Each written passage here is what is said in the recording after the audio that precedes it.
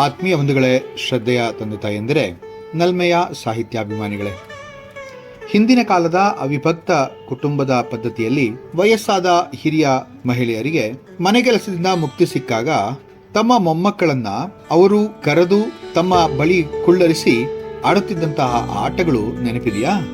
ದೈನಂದಿನ ಮನೆ ಕೆಲಸಗಳನ್ನೆಲ್ಲ ಸೊಸೆಯಂದರಿಗೆ ಮತ್ತೆ ಮಿಕ್ಕನಾದಂತಹ ಮನೆಯಲ್ಲಿದ್ದ ಇರುವಂತಹ ಮಂದಿಗೆ ವಹಿಸ್ಬಿಟ್ಟು, ಈಗಿನಂತೆ ಟಿವಿ ಮತ್ತೆ ಬಹು ಚಾನೆಲ್ಗಳ ಒಂದು ಹಾವಳಿ ಇರಲಿಲ್ವಲ್ಲ, ಅದರ ಭಾಗಕ್ಕೆ ಈ ಚಿಕ್ಕ ಮಕ್ಕಳನ್ನು ಆಡಿಸುವುದು ಒಂದು ವಿಧವಾದ ಸಂತೋಷದ ಸಂಗತಿ ಅವರಿಗಾಗಿತ್ತು. ಏಕೆಂದರೆ ಅವರು ಚಿಕ್ಕ ವಯಸ್ಸವರಾಗಿದ್ದಾಗ ಸಂಸಾರದ ಭಾರವನ್ನ ತಮ್ಮ ಚಿಕ್ಕ ಮಕ್ಕಳೊಡನೆ ಆಟವಾಡಲು ಬಹಳ ಸಮಯ ದೊರೀತಾ ಇರಲಿಲ್ಲ. ಈಗ ಅವರು ಹಿರಿಯ ಮಹಿಳೆಯರು, ಅವರು ಮೊಮ್ಮಕ್ಕಳೊಡನೆ ಆಟವಾಡಲು ಅವರಿಗೆ ಅವಕಾಶ ಸಿಕ್ಕಿದೆ. ಎಲ್ಲರೂ ಬನ್ನಿ, ಕಣ್ಣು ಮುಚ್ಚಾಲೆ ಆಟ ಆಡೋಣ, ನಾನು ಬಚ್ಚಿಟ್ಕೊಂಡಿರ್ತೀನಿ, ನನ್ನನ್ನು ಹುಡುಕ್ತೀರಾ ಎಂದು ಕರೆದ್ರೆ ಒಂದೋ ಎರಡೋ ಮಕ್ಕಳು ಬರುವುದಿಲ್ಲವೆಂದರೆ ಅಜ್ಜಿ ಅವರನ್ನು ಹಾಗೆ ಬಿಡ್ತಿರ್ಲಿಲ್ಲ. ಅವರು ಬೇಡವೆಂದರೂ ಈ ಅಜ್ಜಿ ಪ್ರೀತಿಗೆ ತಲೆವಾಗಿ ಇಷ್ಟ ಇರಲಿ ಇಷ್ಟ ಇಲ್ಲದೆ ಇರಲಿ ಆಟ ಆಡಲೇಬೇಕಾಗಿತ್ತು. ಹಾಗೆಯೇ ಈ ಜೀವನ, ನಮಗೆ ಇಷ್ಟ ಇರಲಿ ಇಷ್ಟ ಇಲ್ಲದೆ ಇರಲಿ, ನಾವು ಆ ಪರಬ್ರಹ್ಮನ ಪ್ರೇಮಕ್ಕೆ ಸಿಕ್ಕಿ ಅವನ ಜೊತೆ ಈ ಜೀವನದ ಆಟವನ್ನ ಆಡಲೇಬೇಕು. ಈ ಭೂಮಿ ಬಣ್ಣದ ಬುಗುರಿ, ಆ ಶಿವನೇ ಚಾಟಿ ಕಣು ಅಂತಂದಲ್ಲ, ಆ ಕವಿಯ ಒಂದು ಸುಂದರವಾದಂತಹ ಮಾತು, ಇಲ್ಲಿ ಬೇರೆ ದಾರಿ ಇಲ್ಲ ಅಂತ, ಬೇರೆ ಗತ್ಯಂತರವಿಲ್ಲ. ಈ ರೀತಿಯಾಗಿ ಕರೆಯುವ ಆ ಅಜ್ಜಿಯೇ ಪರಬ್ರಹ್ಮ ಅಂತ ಹೇಳುವಂತಹ ಒಂದು ಸೊಗಸಾದಂತಹ ಒಂದು ಕಗ್ಗ.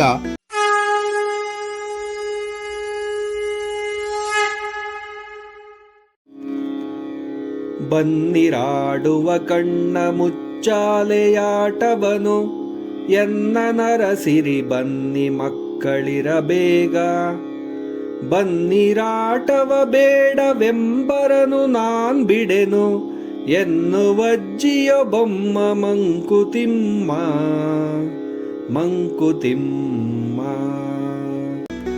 ಬನ್ನಿರಾಡುವ ಕಣ್ಣು ಮುಚ್ಚಾಲೆ ಆಟವನು.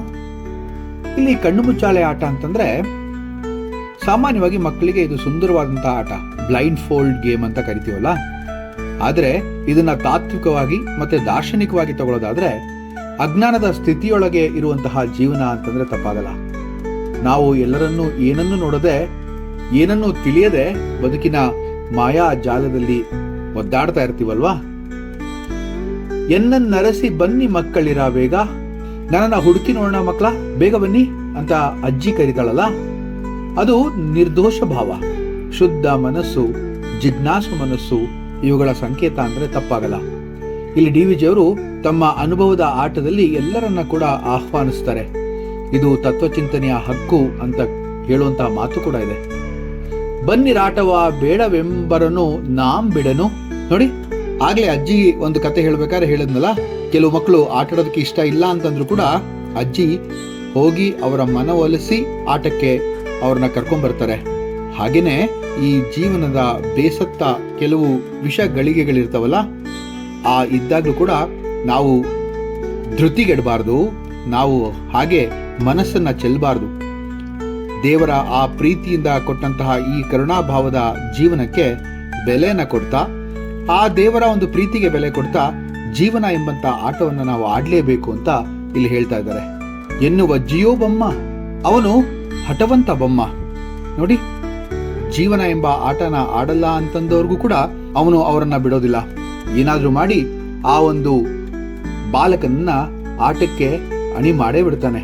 ಇದು ನಿರ್ಮಲವಾದ ಆತ್ಮ ಮತ್ತು ಜ್ಞಾನಾರ್ಜನೆಗೆ ಬದ್ದಂತ ವ್ಯಕ್ತಿ ಇದು ಅಂತ ಹೇಳ್ಬೋದು. ಈ ಕಗ್ಗ ಆಟ, ಅಜ್ಞಾನ, ತತ್ವಪದ, ಜಿಜ್ಞಾಸು ಭಾವನೆ, ತತ್ವ ಬೋಧನೆ, ಜ್ಞಾನ ಪ್ರತಿಪೂರ್ವಕವಾದಂತಹ ಒಂದು ಷಡ್ ರಸವನ್ನೇ ಒಳಗೊಂಡಿದೆ ಅಂತಂದ್ರೆ ತಪ್ಪಾಗಲ್ಲ. ಬದುಕು ಎಂಬಂಥದ್ದು ಒಂದು ಆಟ. ಬಾಲ್ಯದಲ್ಲಿನ ಕಣ್ಣ ಮುಚ್ಚಾಲೆ ಆಟದಲ್ಲಿ ಅಜ್ಞಾನ ಅಂದ್ರೆ ಕಣ್ಣು ಮುಚ್ಚುವುದು ಅಂತ ಅನ್ನೋದಾದ್ರೆ ಸಂಚಾರ, ತಪ್ಪಿದ ದಿಕ್ಕಿನಲ್ಲಿ ಓಡುವುದು, ಅರ್ಥ ಹುಡುಕುವುದು ಅಂದ್ರೆ ಇತರನ್ನ ಹಿಡಿಯುವಂತಹ ಪ್ರಯತ್ನ, ಇವೆಲ್ಲವೂ ನಮ್ಮ ಬದುಕಿನ ಚಲನೆಯಲ್ಲಿ ಪ್ರತಿಬಿಂಬಿತವಾಗಿರುತ್ತೆ. ನಮ್ಮ ಬದುಕು ಕೂಡ ಒಂದು ಕಣ್ಣ ಮುಚ್ಚಾಲೆ ಆಟವೇ ಅಲ್ವೇ? ನಾವು ಗುರಿ ಗೊತ್ತಿಲ್ಲದ ರೀತಿಯಲ್ಲಿ ಬದುಕ್ತಾ ಇರ್ತೀವಿ. ಕೆಲವೊಮ್ಮೆ ನಾವು ಹುಡುಕುತ್ತಿರೋದು ಯಾರನ್ನ ಅಥವಾ ಏನನ್ನ? ತತ್ವಜ್ಞಾನವನ್ನ ಅಥವಾ ಆತ್ಮವನ್ನ ಅಥವಾ ಪರಮಾತ್ಮವನ್ನ? ಇಲ್ಲಿ ಜ್ಞಾನ ಮತ್ತು ಅಜ್ಞಾನ ವೇದಾಂತದ ಬೆಳಕು ಅಂದ್ರೆ ತಪ್ಪಾಗಲ್ಲ. ಈ ಕಗ್ಗ ವೇದಾಂತದ ಅನೇಕ ಮೂಲ ಸಿದ್ಧಾಂತಗಳನ್ನ ಸ್ಪರ್ಶ ಮಾಡುತ್ತೆ. ಇಲ್ಲಿ ಅಜ್ಞಾನ ಅಂತ ಒಂದು ಮಾತು ಬಂತು. ಅದು ಅವಿದ್ಯಾ ಅನ್ನೋ ಅಂತಹ ಒಂದು ಪರ್ಯಾಯವಾದಂತಹ ಒಂದು ಶಬ್ದಕ್ಕೆ ಇರುತ್ತೆ. ಮಾಯೆಯ ಪರಿಣಾಮದಿಂದ ನಾವು ಯಥಾರ್ಥವನ್ನ ಕಾಣಲಾಗದೆ ಅಜ್ಞಾನದಲ್ಲಿ ಕಣ್ಣು ಮುಚ್ಚಿಕೊಂಡು ಒದ್ದಾಡ್ತಾ ಇರ್ತೀವಿ. ಅವಿದ್ಯಾ ಮೃತ್ಯುಂ ತೀರ್ಥ್ವ ವಿದ್ಯೆಯ ಅಮೃತ ಮಶ್ನುತೆ, ಈ ಋಗ್ವೇದದ ಒಂದು ಶ್ಲೋಕ ಇದು.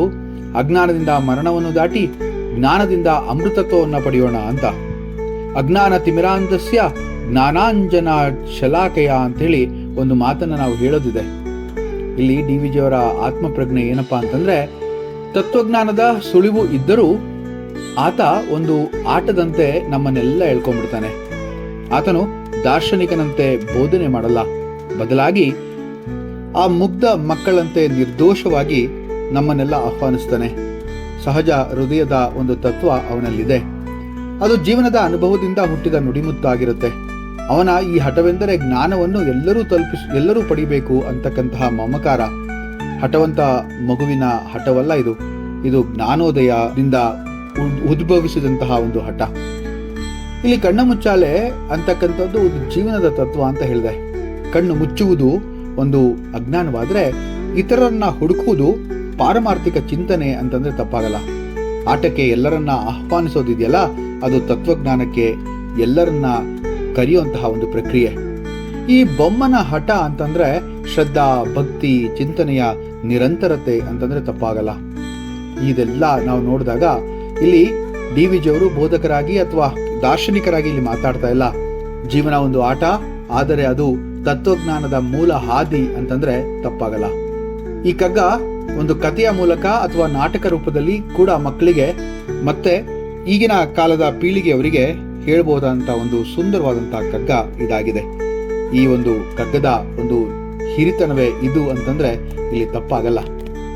ಬನ್ನಿರಾಡುವ ಕಣ್ಣ ಮುಚ್ಚಾಲೆಯಾಟವನು ಎನ್ನರಸಿ ಬನ್ನಿ ಮಕ್ಕಳಿರ ಬೇಗ, ಬನ್ನಿರಾಟವ ಬೇಡವೆಂಬರನು ನಾಂ ಬಿಡನು ಎನ್ನುವಜ್ಜಿಯೋ ಬೊಮ್ಮ ಮಂಕುತಿಮ್ಮ.